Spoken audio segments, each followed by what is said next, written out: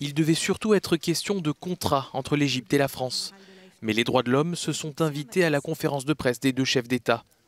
Emmanuel Macron a annoncé avoir remis une liste au président Al-Sisi de personnes qu'il estime être privées de leurs droits fondamentaux.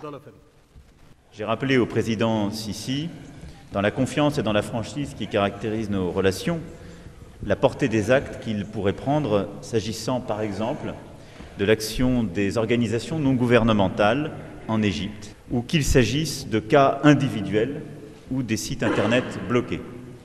Le dialogue est resté cordial. Le président français a déclaré comprendre la nécessité de stabilité en Égypte. Son homologue a pour sa part estimé qu'il ne fallait pas regarder l'Égypte à travers des lunettes européennes. Nous devons parler clairement. Nous ne sommes pas comme l'Europe, nous ne sommes pas comme les États-Unis. Nous sommes une région qui a des spécificités et sa nature est spéciale. Il ne peut pas y avoir la même méthodologie partout dans le monde et dire que cette méthodologie est idéale, on ne peut pas dire cela.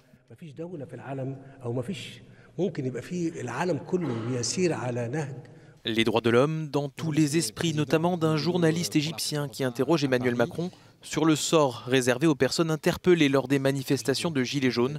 Réponse du tac au tac du président français. De manière légitime, ils ont été interpellés. Pas interpellés parce qu'ils disaient quelque chose, pas interpellés parce qu'ils pensaient quelque chose, interpellés parce qu'ils cassaient, parce qu'ils détruisaient, parce qu'ils s'attaquaient à d'autres citoyens ou aux institutions. Emmanuel Macron a annoncé rendre visite mardi à des représentants de la société civile égyptienne.